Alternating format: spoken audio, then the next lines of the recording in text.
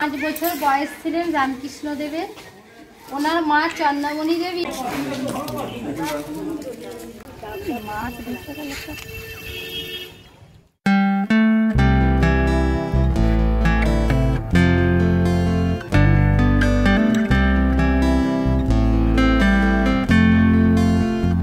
Hello বন্ধুরা, আমার সরস্বতী চিন্তাধারায় আপনাদের স্বাগত আর সুপ্রভাত। সবাইকে সুপ্রভাত। তো আজ খুব একটা বিশেষ ভালো মুহূর্ত আর কি। আজকের দিনে আমরা পরিবার মিলে সপরিবার বলতে আমার মেয়ে, আমি আর আমার হাজবেন্ড সবাই মিলে আমরা চললাম জয়রামবাটি কামারপুকুর। তো ওখানটা ভালো করে আমরা পরিদর্শন করব এবং খাওয়া দাওয়া করব, থাকবো, রাতে আমরা ব্যাক করব। তো সম্পূর্ণ ভিডিওটা আমি ওখানে তুলে আপনাদেরকে দেখাবো, কেমন এটুকুই। আর এখন তাহলে চললাম।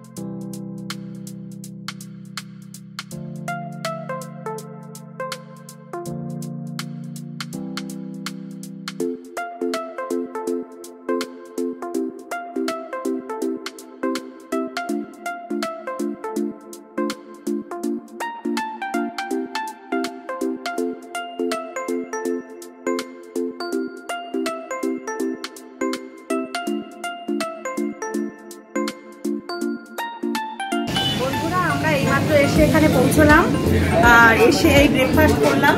এখানে গরম গরম কচুরি আর আলুর তরকারি আর গরম জিলেপি ভাজা হচ্ছে, এই জিলেপি আর সাদা বোঁদে এখানকার ফেমাস, এই সাদা বোঁদে। তো আপাতত ব্রেকফাস্ট করলাম, এবার একটু চা খাবো, খেয়ে মানে মন্দিরের দিকে রওনা দেবো। আর এখানে আমি বাড়ির থেকে যখন বেরিয়েছি কোনো বৃষ্টি ছিল না, কিন্তু রাস্তাতে বৃষ্টি শুরু হয়েছে। এখন আবার বৃষ্টিটা থামলো, একদম ঝিরঝিরে বৃষ্টি। আর এই এখন বৃষ্টিটা থামলো, এখন একটু চাটা খাবো। ঠাকুর বাড়িতে এখন কখন কাটে না, বন্ধ করে দিয়েছে।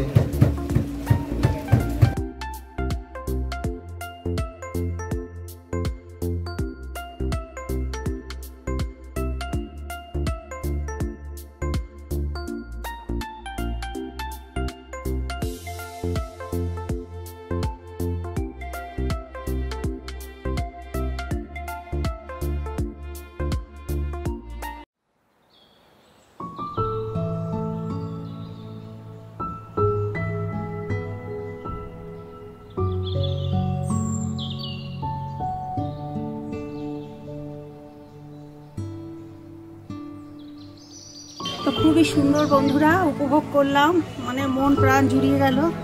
এত সুন্দর একটা পরিবেশ এবং শান্ত স্নিগ্ধ, আর যার কোনো তুলনা করা যায় না।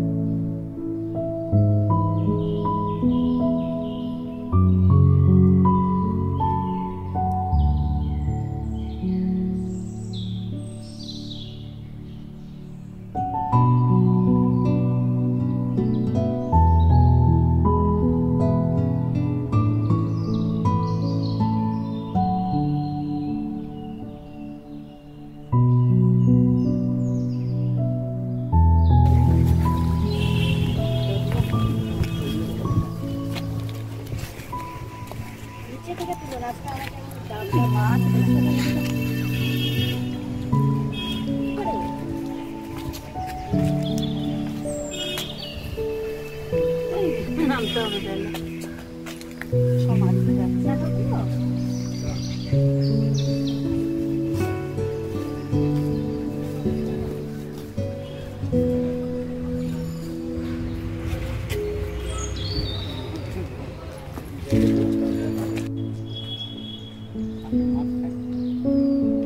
বন্ধুরা, এটা রামকৃষ্ণ পরমহংসদেবের বাল্য মানে ছোটবেলাকার পুকুর।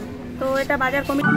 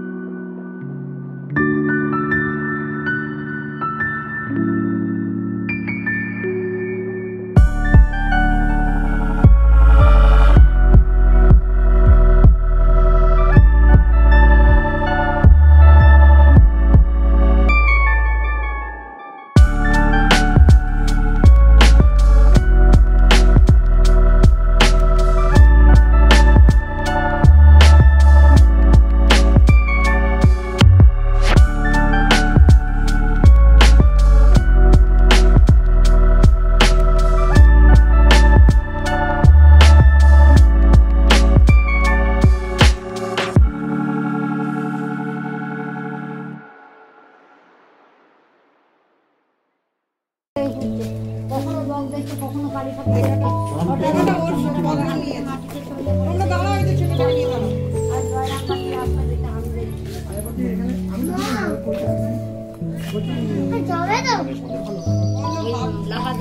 বন্ধুরা, এখানে রামকৃষ্ণদেব তার সঙ্গী সাথীদের নিয়ে মানে নাটক, যাত্রা এগুলো করতেন এবং এখানেই রামকৃষ্ণদেবের সমাধিস্থ হয়, মানে শিবের যেটা ধ্যান সমাধিস্থ হয়।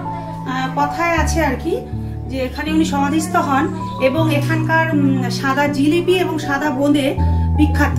তো ওটা এনে রামকৃষ্ণদেবকে খাওয়ানোর পরে তারপর ওনার জ্ঞান আসেন, সমাধিস্থ আর কি ভঙ্গ হয়। তো এই শিবের রূপ, এই যে শিব, উনি শিব রূপে এখানে সমাধিস্থ হয়েছিলেন। এই যে বাবা শিবের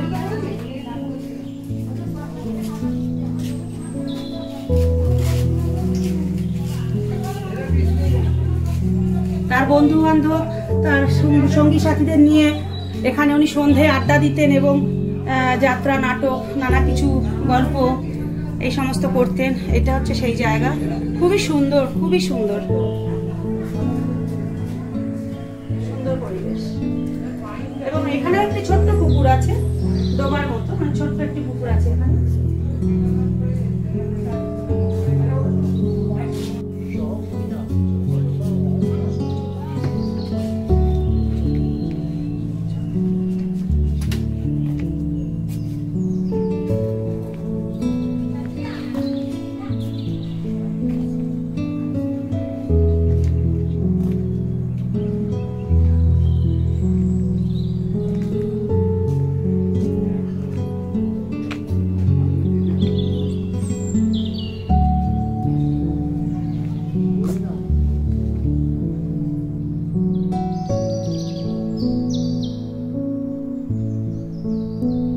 এখানে পরিদর্শন করলাম, ভীষণ ভালো লাগলো।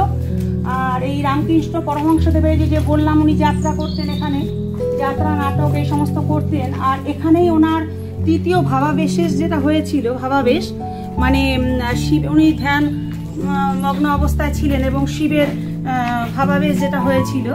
আর সাদা কথায় আছে যে সাদা জিলিপি এবং বোঁদে, সাদা বোঁদে খাওয়ানোর পরে ওনার ওই ধ্যান ভঙ্গ হয়েছিল। তো এটাই খুব সুন্দর লাগলো ভিতরটা। আর বিশ্বাস করুন বন্ধুরা, মনের ভেতর থেকে একটা মানে শান্তি আলাদা রকমের মানে হচ্ছে। আর কি বলবো, মানে অনেক কিছু মনে হচ্ছে, কি বলবো, একটা ঈশ্বরের প্রতি যে বলে না যে ভেতর থেকে হয়, ওই জিনিসটা হচ্ছে ভেতর থেকে। আর রোমাঞ্চিত যেটাকে বলা হয়, ওটা আমি হয়ে যাচ্ছি। ওনার স্পর্শ করছি যেই জায়গাগুলো কি উনি আর কি ছুঁয়েছিলেন, উনি ছিলেন, সেই সব জায়গার পদধূলি, মানে সেই সব জায়গায় হাত দিয়ে যখন মাথায় স্পর্শ করছি, তখন নিজে একটা রোমাঞ্চিত হচ্ছি, ভেতর থেকে একটা শান্তি অনুভূতি করছি।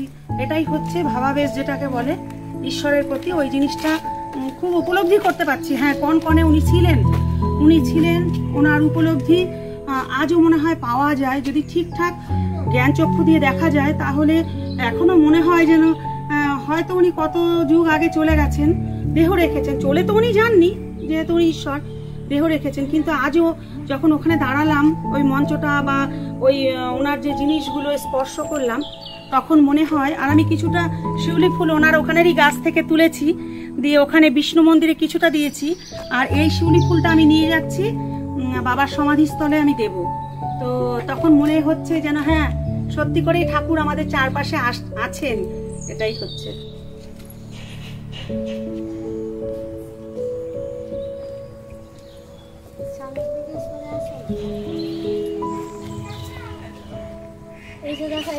বন্ধুরা, এই যে ভেতরে মন্দিরটা দেখছেন, এটা রামকৃষ্ণ পরমহংসদেবের ভিক্ষা মায়ের বাড়ি ছিল। এটা অ্যাকচুয়ালি বাড়ির ভিটে রামকৃষ্ণ মায়ের। তো এখন সেটা ভেঙে চুরে গেছে বলে মন্দির স্থাপন করা হয়েছে। আর এখানে রামকৃষ্ণের বাড়ি টাড়ি যেগুলো দেখালাম বা নাটকের মন্দির টন্দির, সেখানে হচ্ছে লাহা, মানে লাহাদের সব কিছু ওনারাই দান করেছিলেন। আর লাহাপাড়া, ওটাকে বলে লাহাপাড়ার ভেতরে আর কি সব রামকৃষ্ণদেবের যা কিছু দান করেছিলেন, ওনার মধ্যে মা ঈশ্বরের রূপ দেখেছিলেন বলে লাহাবাবু সব কিছু দিয়েছিলেন। আর যে বাড়িতে রামকৃষ্ণ নাটক করতে বললেন, আমি ওই বাড়ি থেকে আবার জল খেলাম, ওখানে জল পিপাসা পেয়েছে, জল খেলাম। আর এই এটা হচ্ছে বাড়ির ভিটে ছিল, কিন্তু ভিক্ষা মায়ের মূর্তিটা রয়েছে। তো সেই বাড়িটা ভেঙে গেছে, সেখানেই আর কি ইয়ে করা হয়েছে, মন্দির স্থাপন করা হয়েছে।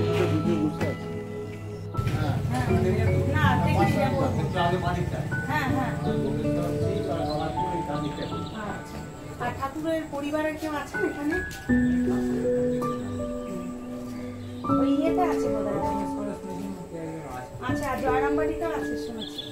হ্যাঁ, সারদা মায়ের ফ্যামিলি আছে, ওদের ফ্যামিলি আছে, টিভিতেও দেখাচ্ছিলেন। ঠিক আছে, ধন্যবাদ দাদা। এই যে ভর্তি এবেলে শোনো, যে পুকুরটার পাড়ে শিব মন্দিরটা আছে, গোপেশ্বর শিব, ওখানে ঠাকুরের মা ভর্তি দিয়েছিল। যে বাংলাদেশ করছে না, পাগল হয়ে গেছে, তখন বলেছিল ঠাকুরকে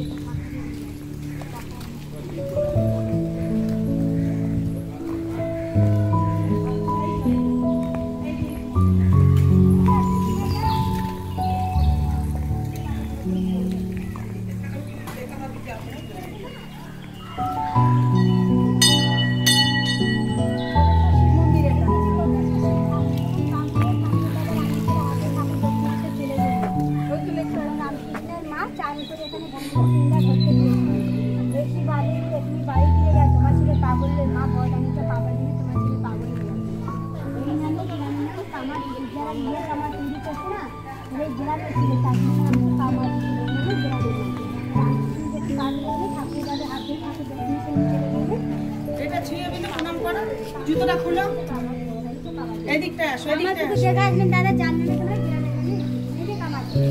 এদিকে আসো। বন্ধুরা, এটা গোপেশ্বর শিব মন্দির। কথায় আছে যে রামকৃষ্ণ পরমহংসদেব যখন পাগলের মতো হয়ে গিয়েছিলেন, তখন শারদা মা এখানে এসে 3 রাত্রি হত্যে দিয়ে পড়েছিলেন এবং শিব ঠাকুরের কাছে বলেছিলেন যে আমার ছেলে কেন পাগল হয়েছে। তখন শিব মানে স্বপ্নাদেশে ওনাকে বলেছেন তোর ছেলে ঈশ্বর পেয়েছে, ও নিজেই একটা আমার অংশ। তো এই সেই গোপেশ্বর মন্দির এবং পিছনে আছে কামার পুকুর, পিছনে যেটা ওটা কামার পুকুর। কামার পুকুরটা আপনাদের দেখাচ্ছি। এখানে আগে একটি গাছ ছিল বড়, তো এখন তো সেই গাছ নেই, কিন্তু এই মন্দিরটা ওই স্থানটাই আর কি রয়েছে।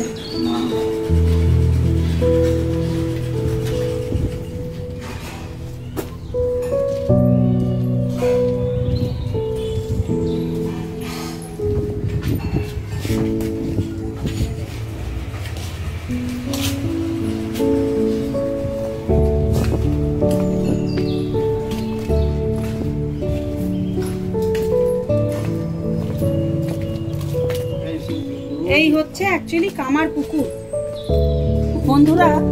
অ্যাকচুয়ালি যে কামার পুকুর বলে, মানে আমরা যে পুকুরটা দেখালাম উনি বাল্য বয়সে স্নান করতেন এই সব, কিন্তু অ্যাকচুয়ালি যে কামার পুকুর যেটাকে বলা হয় সেটা হচ্ছে এটা, এই কামার পুকুর আর কি।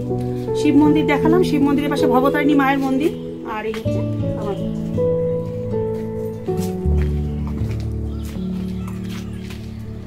লাহাবাবু ছিলেন এখানকার জমিদার।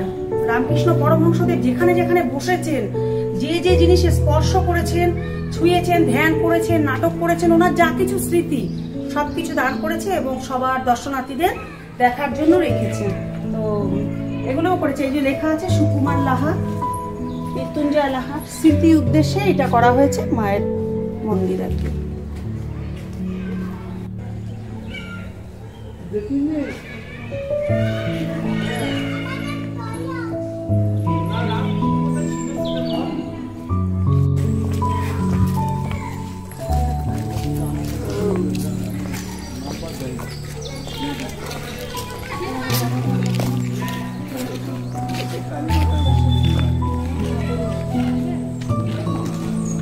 কানাই লাহা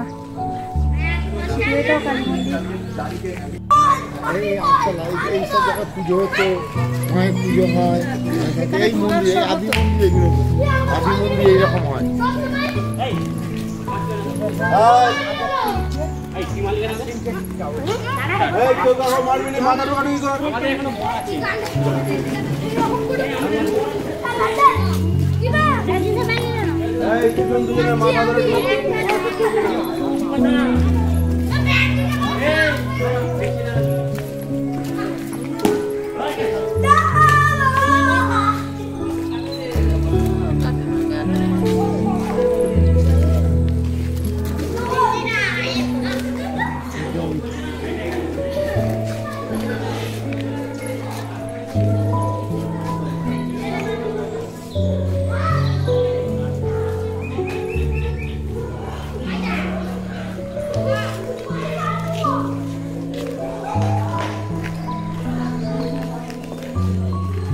বন্ধুরা অ্যাকচুয়ালি লাহাবাবু যে এতক্ষণ বলছিলাম যিনি এখানকার জমিদার ছিলেন, এই সেই লাহাবাবুর মূর্তি, যিনি ঠাকুর রামকৃষ্ণ পরমহংসদেবের মধ্যে ঈশ্বরকে দর্শন করেছিলেন, ঈশ্বরকে দেখেছিলেন এবং তিনি যা কিছু যে বললাম মানে রামকৃষ্ণ পরমহংসদেব যা ছুঁয়েছিলেন, যেখানে ধ্যানমগ্ন হয়েছিলেন, যা কিছু করেছিলেন ওনার পুরো স্মৃতিতে উনি দান করে দিয়েছেন দর্শনার্থীদের জন্য। এবং এই সেই লাহাবাবুর মূর্তি, আর এই আর ভেতরটা আমি দেখবো।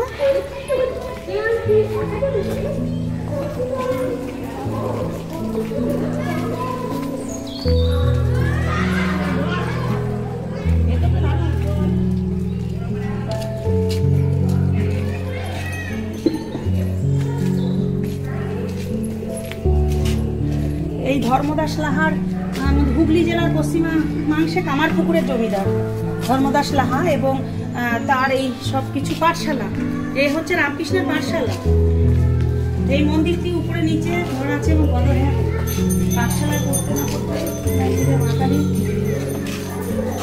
এই মন্দিরেই রামকৃষ্ণ পড়তে না পড়তেই বলছেন মা কালীর মূর্তি আঁকতেন, মা কালীর মূর্তি আঁকতেন এবং মূর্তি বানাতেন।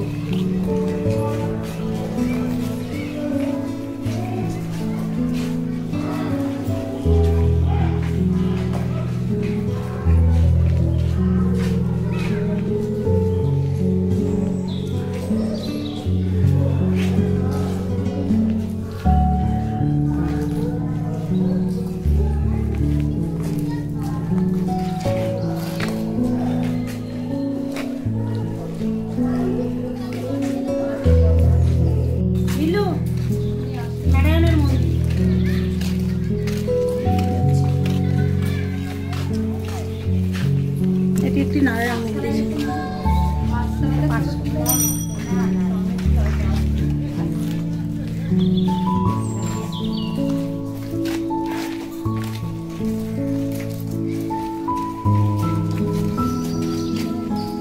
এটা লাহাবাবুদের বিষ্ণু মন্দির। যখন 5 বছর বয়স ছিলেন রামকৃষ্ণ দেবের, ওনার মা চন্দ্রমণি দেবী 5 বছর বয়সে পাঠশালায় পড়তে পাঠাতেন। উনি পাঠশালাতে পড়াশোনা না করে এই মন্দিরের এক কোণে বসে থাকতেন। বসে বসে মা কালীর মূর্তি আঁকতেন আর ওই সিংহাসনে নারায়ণ শিলা আছে। রামকৃষ্ণ দেব ওই নারায়ণ শিলাকে একটু জোরে বলবেন। এই মন্দিরটা 3 তলা। এটা যে দাঁড়িয়ে আছেন না, ছাদে একটা মাটির নিচে ঘর আছে, আন্ডারগ্রাউন্ড।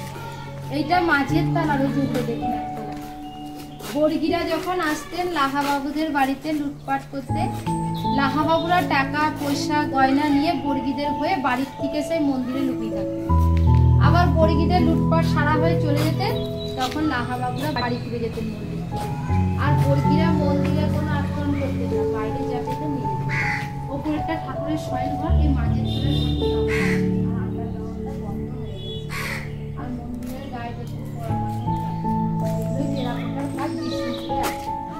খুলে উঠে দেখুন, ডান দিকে একটা দরজা আছে উপরের ঘর, আর বাঁ দিকে একটা দরজা আছে নিচের ঘর। ওইদিকে যান, ওই সামনে বেরটা।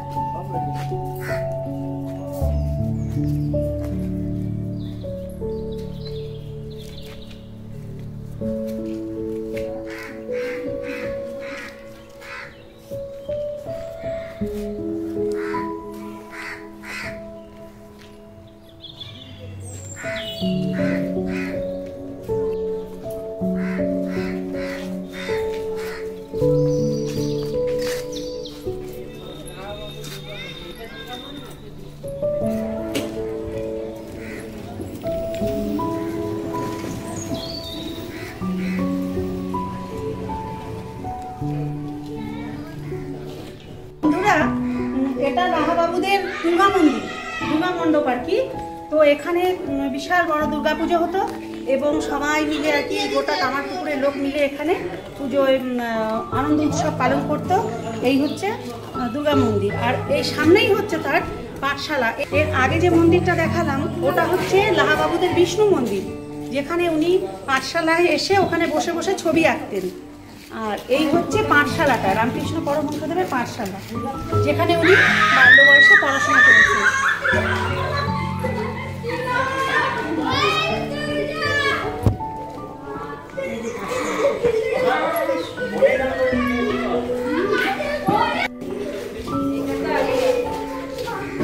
বন্ধুরা, এটা রামকৃষ্ণ পরমহংসদেব জীবদ্দশায় মানে থাকাকালীন উনি স্বয়ং এখানে বসেছেন, সেই কিন্তু ভিটে। আর এই পাঠশালা ছিল গুরুকুলে, এখানে শিক্ষক মশাই বসতেন এবং চারিদিকে এই যে ছাত্ররা বসতেন। আর এখানে গাছ আছে, অনেক বড় একটা অশ্বত্থ নাকি বট গাছ আছে, আর এখানে সব ছাত্ররা আর কি বসে পড়াশোনা করতেন। আর এই যে যার টিচার ছিলেন, এই যে তার যে তখনকার যে বইয়েটা ছিল তার ফটো এখানে রয়েছে, এখানে রয়েছে। আর ভেতরে কাঠগুলো হচ্ছে আগেকারের শালকাঠ। যখন মাস্টার যোগ দিলেন তখন রামকৃষ্ণদেব ভালোভাবে যোগ শিখলেন। যেদিন থেকে মাস্টার মশাই বিয়োগ শিখালেন, মাস্টার মশাইকে বলছে দুঃশালায় পাঠশালায় আমি আর পড়বো না। বলছে কেন রে গদাই? বলছে কেন, আমি তো যোগ শিখতে আসছি। যোগ মানে ভক্তের সাথে ভগবানের যোগাযোগ, আর বিয়োগ মানে তো কাটাকাটি, ওই চালকলা বিদ্যা আমি শিখবো না। তখন এখান থেকে মাস্টার মশাইকে শালা দিয়ে ঠাকুর কথা বলতেন, বলে বিষ্ণু মন্দিরে যে রুটি করতেন। তখন থেকে পড়তেন না। এখানে ঠাকুরের হাতে লেখা আছে, দেখবেন খুলে রেখে যাও, ঠাকুরের নিজের হাতের লেখাটা।